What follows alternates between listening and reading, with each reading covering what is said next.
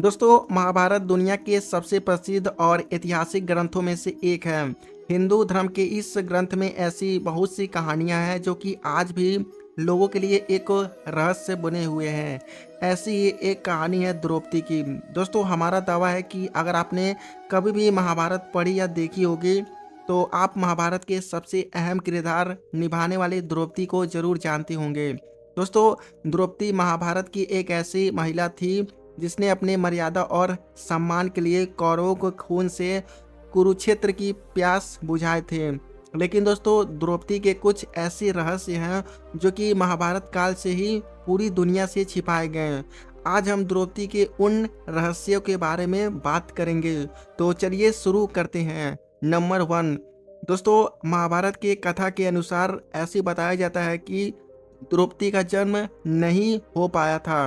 तो उससे पहले द्रौपदी के पिता राजा द्रुपद और गुरु द्रोणाचार्य के बीच घनघोर दुश्मनी हुआ करते थे और इन दोनों के बीच में युद्ध भी हो चुका था, जिसमें द्रोणाचार्य ने अपने शिष्य अर्जुन से राजा द्रुपद को हार का सामना करवाया था। हालांकि ऐसे बताया जाता है कि राजा द्रुपद और द्रोणाचार्य के बीच युद्ध हुआ राज्य सीमा को लेकर, जिसमें गुरु द्रोणाचार्य की तरफ से अर्जुन ने युद्ध करके राजा द्रुपद के आधे राज्य पर अपना कब्जा कर लिया था। अर्जुन से हारने के बाद राजा द्रुपद अपने ही अपमान सहन नहीं कर पाए और उन्होंने गुरु द्रोणाचार्य से बदला लेने के लिए एक यज्ञ की, जिसमें अग्नि से राजा द्रुपद को दृष्टि नाम का एक पुत्र तो प्राप्त हुआ। इसके साथ साथ उन्हें कमल नेत्रों जैसी एक सुंदर कन्या भी प्राप्त हुए, जिसका नाम द्रौपदी रखा गया। दोस्तों, द्रौपदी के यज्ञ की अग्नि से प्रकट होने के बाद एक आकाशवाणी के दौरान ये बताया गया कि द्रौपदी का जन्म पूरे आर्यावर्त में धर्म की पूर्ण स्थापना करने के लिए हुआ है। नंबर 2। आखिर क्यों हुआ था द्रौपदी को 5 पुरुषों से विवाह? दोस्तों, ये तो आप सभी को पता होगा कि महाभारत में द्रौपदी को 5 पुरुषों से विवाह करना पड़ा था, लेकिन अक्सर ऐसा क्यों हुआ था?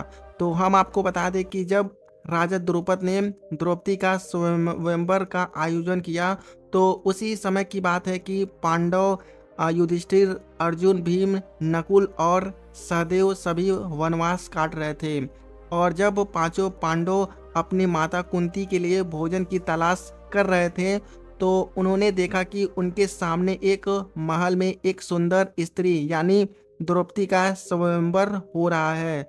जब पांचों पांडव स्वयंवर में गए तो उसमें से अर्जुन ने स्वयंवर की शर्त को पूरा करके द्रौपदी को जीत लिया और अपने चारों भाइयों के साथ द्रौपदी को अपने माता कुंती के पास ले गए।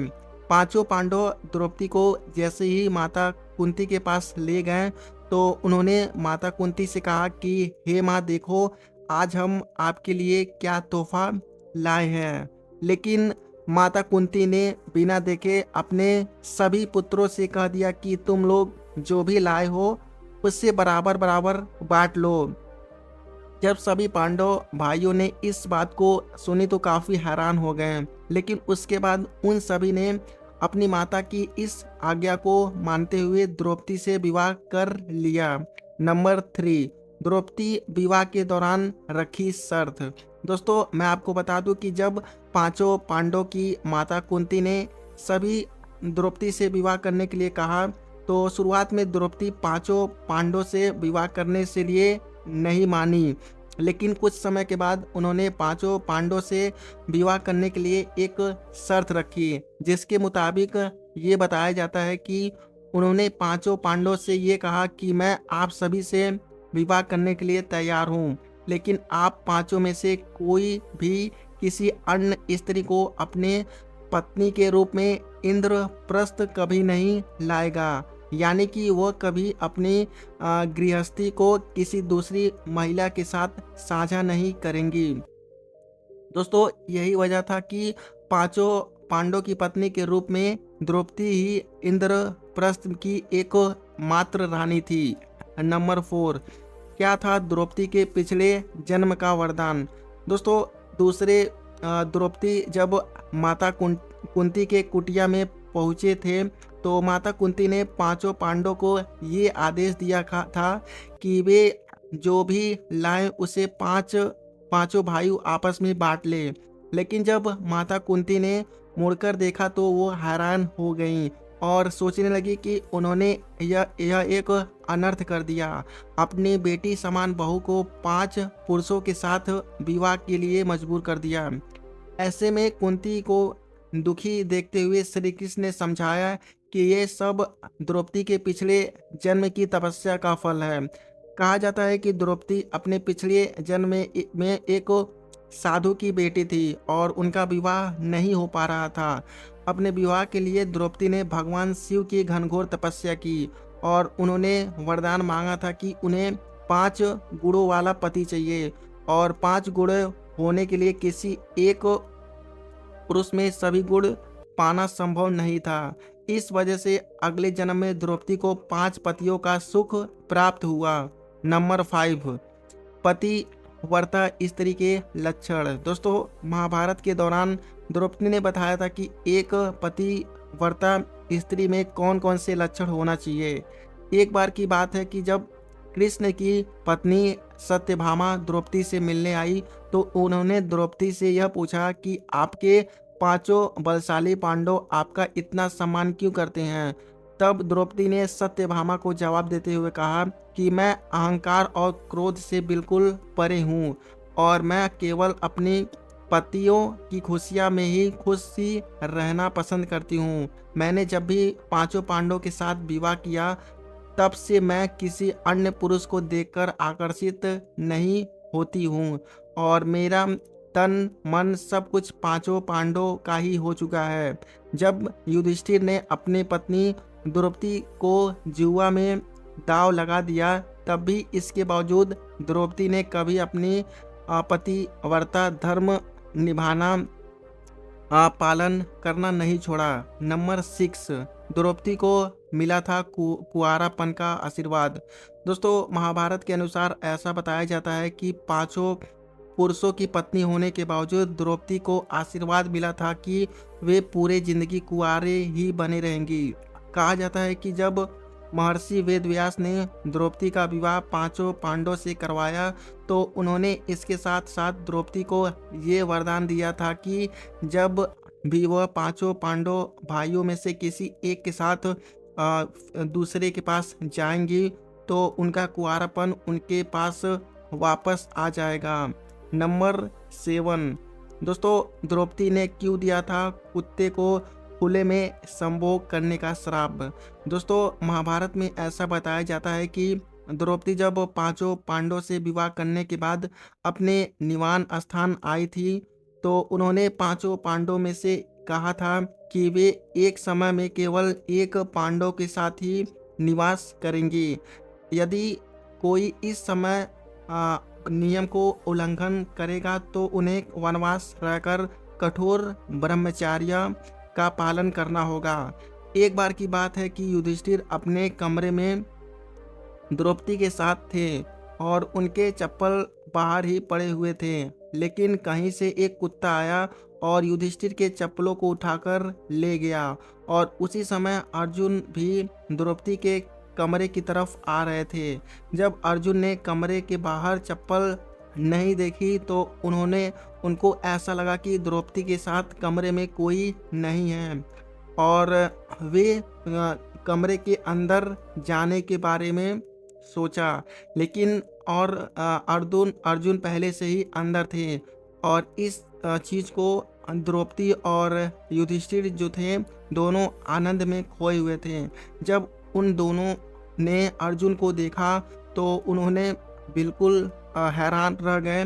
तो इस तरह अर्जुन द्रौपदी के नियमों को उल्लंघन कर चुके थे और सजा के मुताबिक अर्जुन को वनवास काटना हुआ था। लेकिन दोस्तों, जब द्रौपदी को यह बात पता चला कि इसमें अर्जुन की कोई गलती नहीं थी और ये सब कुत्ते की वजह से हुआ था, तो द्रौपदी ने सभी कुत्तों को ये श्राप दिया था कि जिस तरह तुम्हारी वजह से किसी ने मुझे प्यार करते हुए देखा है, उसी तरह पूरी दुनिया तुम्हें खुले में सहवास करते हुए देखेगी। और तुम्हें लज्जा का एहसास होगा। नंबर 8, द्रौपदी ने किया भीम से वादा। दोस्तों, महाभारत के अनुसार ये बताया गया कि पांचों पांडवों में से द्रौपदी से सबसे ज़्यादा अधिक प्रेम भीम ही करते थे। और जब द्रौपदी का चीरहरण हो रहा था तो भीम ही थे जिन्होंने द्रौपदी के खिलाफ होने वाले अन्याय पर सबसे पहले आवाज़ उठाई थी और इसका लोगों ने विरोध भी किया था। कहा जाता है कि द्रौपदी के अपमान का बदला लेने के लिए भीम ने दुशासन, दुर्योधन सहित कई लोगों का वध कर दिया था, जिसके वजह से द्रौपदी को भी समय के साथ अत्यधिक लगाव हो गया था।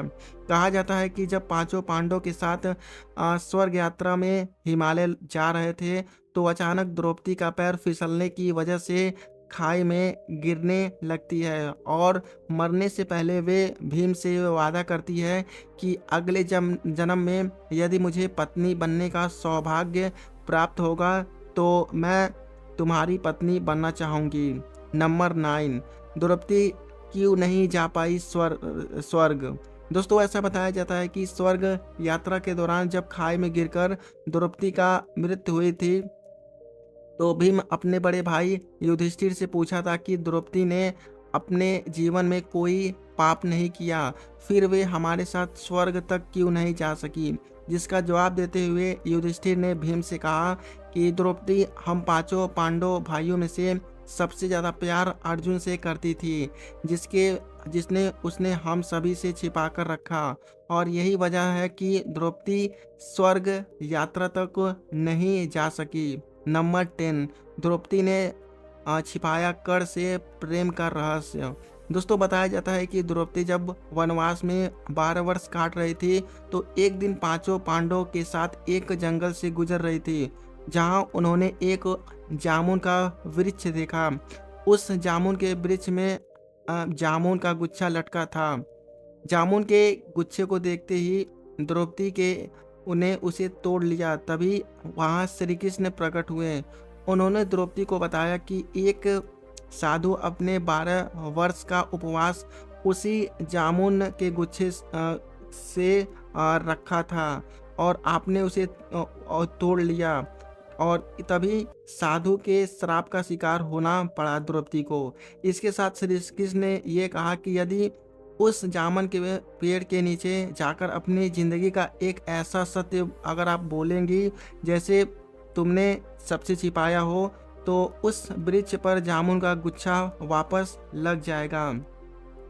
दोस्तों, पांचों पांडवों के एक एक बार सत्य बोलने के बाद जब द्रौपदी की बारी आई तो उन्होंने श्री कृष्ण को बताया कि मेरे 5 पति मेरे ज्ञानेंद्रियों के समान हैं, लेकिन इतना शिक्षित होने के बावजूद भी मेरे वजह से मेरे पतियों को इतना कष्ट झेलना पड़ा है। ये सब सुनने के बाद जामुन उस गुच्छे में वापस नहीं लगा तो श्री कृष्ण ने द्रौपदी से कहा कि तुम अभी भी कुछ छिपा रही हो। तब द्रौपदी ने पांचों पांडव और श्री कृष्ण के सामने ये बताया कि जब मेरा विवाह नहीं हुआ था तो पांचों पांडव के अलावा एक ऐसा पुरुष था जिसने मैं पांचों पांडव से अधिक प्रेम करती थी, और वे पुरुष कोई और नहीं बल्कि अंगराज कर्ण था। केवल एक शुद्ध पुत्र होने के वजह से मैंने उससे विवाह नहीं किया।